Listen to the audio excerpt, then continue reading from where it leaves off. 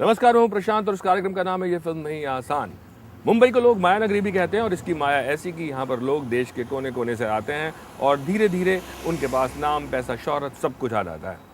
आज जिस शख्स से मैं आपकी मुलाकात कराने वाला हूँ उनकी कहानी भी कुछ ऐसी है। वो पटना से आए, दिल्ली होते हुए मुंबई पहुंचे। दिल्ली में उन्होंने एक्टिंग की ट्रेनिंग की, बहुत सारे टेलीविजन सीरियल्स किए, फिर फिल्में की और उसके बाद उन्होंने एक बहुत बड़ा नाम बनाया टीवी इंडस्ट्री में, जहां उनको एक तंजिया हस्ती के नाम से जाना जाता है। और जब भी बात करते हैं या कार्यक्रम करते हैं तो उनकी बातों में तंज भी होता है और ऊर्जा भी। कौन है ये, मुलाकात कराता हूँ बस थोड़ी सी देर में।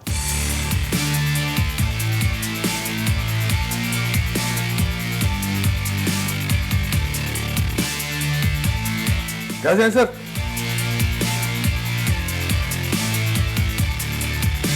जमीन से फलक तक की सक्सेस स्टोरीज, ये नाम है शेखर के नए शो का। तो यहीं से शुरुआत करते हैं। यहीं से शुरुआत कीजिए। तो पहले तो मुझे ये बताइए कि अक्सर लोग जब जितने भी स्टार्स हैं या एक्टर्स हैं, जब वो शो शुरू करते हैं तो ज्यादातर उनकी जो कोशिश होती है कि उसमें भी एक्टर्स हैं, फिल्म स्टार्स हैं। आप आम आदमियों की कहानी कह रहे हैं। जिस काम में चुनौती ना हो उस काम को स्वीकारने में कोई मजा नहीं है।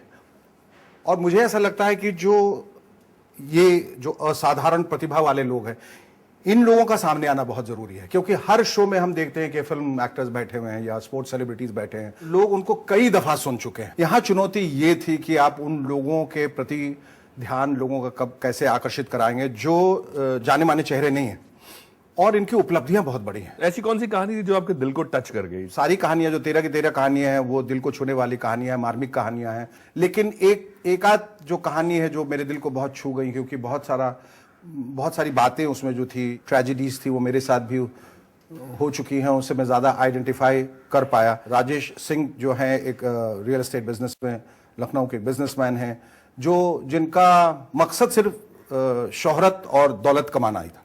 और उनको ऐसा लगा कि अगर मुझे पैसा मिल जाए जिंदगी में तो मुझे सब कुछ मिल जाएगा। लेकिन अफसोस, एक दिन उनके 17 साल का बेटा जब सोया तो फिर वो उठा नहीं। क्या वजह थी किसी को नहीं मालूम, पर आप समझ सकते हैं एक पिता के लिए उसका बेटे का यूं चले जाना अचानक, रातों रात, उनकी पूरी जिंदगी तबाह हो गई, बर्बाद हो गई। और फिर उनको ऐसा लगा कि ये सब जो मैंने इतने दिनों तक इतनी मेहनत की है, इतनी दिक्कतें उठाई, इतने होटल्स बनाए, घर बनाए, ये सब तो बेमानी हो गए। जब मेरा बेटा ही नहीं रहा जिसके लिए वो ये सब कर रहे थे तो क्या फायदा।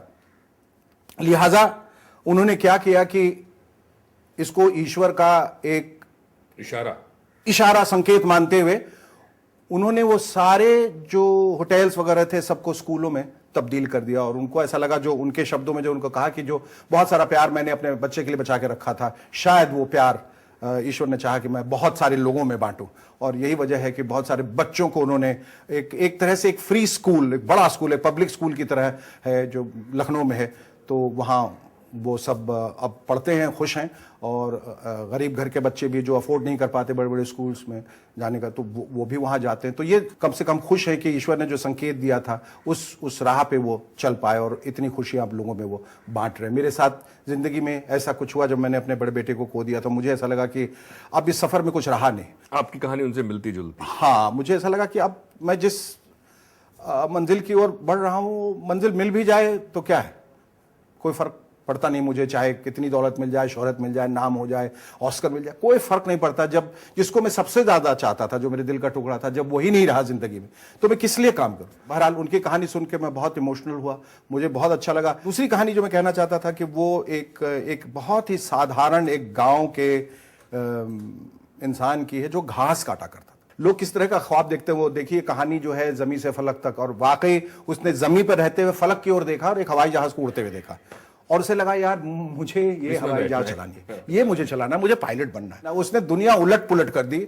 अपने इस ख्वाब को पूरा करने के लिए। और आखिर में वो बने, साहब पायलट बने। वो जब अमेरिका गए थे तो वो प्लेन धोया करते थे पैसे कमाने के लिए, और वहीं से आके उन्होंने यहाँ पर अब एक पायलट का इंस्टीट्यूट खोला है और कई पायलट्स को ट्रेन किया। जो आप उड़ के जाते हैं उसमें से कई ऐसे पायलट हैं जिनको उन्होंने ट्रेन किए हुए। देखा जाए तो आपकी भी सक्सेस स्टोरी है, ठीक है। पटना से आप निकले, आपने एक्टिंग ट्रेनिंग किया और मुंबई आ गए। लेकिन मुझे ये बताइए कि जब आदमी कोई ख्वाब देखता है उसके आगे बहुत सारी मुसीबतें, बहुत सारी मुश्किलें भी होती हैं।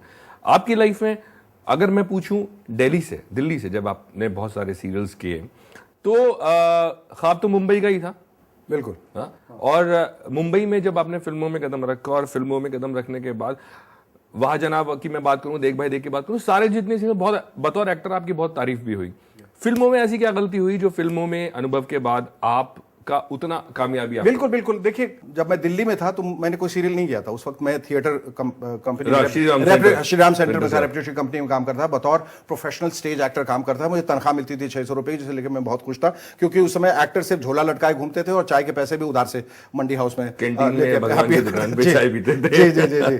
तो उस वक्त ये मैं एक बहुत ही बुलंद इरादे के साथ यहां पर आया, तो शायद यही वजह है कि मेरी शुरुआत बहुत एक बुलंद तरीके से हुई। उत्सव से शुरुआत हुई एक नायक के रूप में, और उस वक्त लोगों का कहना था भाई ये कहां से आ गया।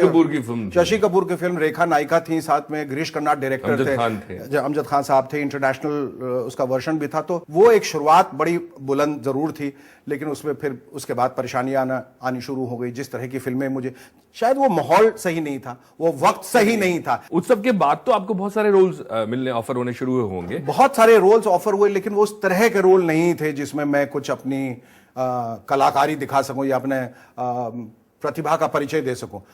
अनुभव बहुत पसंद की गई थी, अनुभव जो पद्मिनी कोल्हापुरी के साथ की थी। मैंने एक negative role as a hero करने की सबसे पहले कोशिश की थी। मैं अलग बनना चाहता था, नाचे मयूरी और पति परमेश्वर बिल्कुल के साथ की थी। और आगे भी इस तरह की रणभूमि, वो फिर आएगी, जाने तमाम, खरीदार, निश्चय, बहुत सारी फिल्में मैं करता रहा, लेकिन वो बेमानी फिल्में थी। वो for the sake of doing film था कि मुझे अब फिल्में मिल रही हैं तो ये कर लूं। ऊंची शुरुआत भी खराब होती है, क्योंकि बात उसकी जिस ऊंचाई की आपको आदत लग गई, एक्सपेक्टेशन वहीं से शुरुआत उसकी होती है।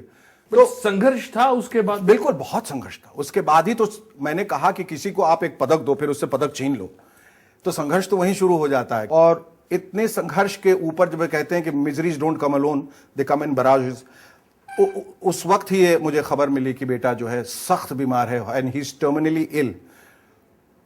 अब आप सोचिए कि एक तो करियर नहीं, ऊपर से बेटा बीमार, पैसे नहीं, मैं जाऊं तो कहां जाऊं, करूं तो क्या करूं, किसके पास जाऊं, क्या करूं, मुझे समझ में नहीं आता। और लोग तरह तरह के सजेशंस देने वाले, ये सब छोड़ दो, कुछ और करो, कुछ बिजनेस करो। घर से इस तरह के सजेशन नहीं? घर से बिल्कुल नहीं, कभी नहीं। बाहर के लोग जो हैं, आप अच्छी खासी फैमिली से बिलोंग करते हैं। जी जी जी। बट उसके बावजूद पैसे की दिक्कत मुंबई जैसे शहर में आपको हुई? लकीली मैं थोड़ा बहुत काम कर रहा था उस वक्त, इधर से कभी फिल्मों से, कभी कोई साइनिंग अमाउंट मिल गया, कोई फिल्म चल रही है तो उससे पैसे थोड़े बहुत मिलते रहे। लेकिन उसी दौरान जया बच्चन जी के यहाँ से और आनंद महिंद्र के यहाँ साहब के यहाँ से फोन आया, और विनोद पांडे, 2 फोन आए मुझे। और वो दोनों फोन उस वक्त मुझे ऐसा लगा कि मुझे नहीं करने चाहिए, क्योंकि दोनों फोन टेलीविजन के लिए थे। लेकिन इन दोनों सीरियल से मेरी तकदीर बदल दी। एक रिपोर्टर थी, रिपोर्टर सीरियल जो दूरदर्शन पे आए, बहुत नाम कमाया, और एक देख भाई देख।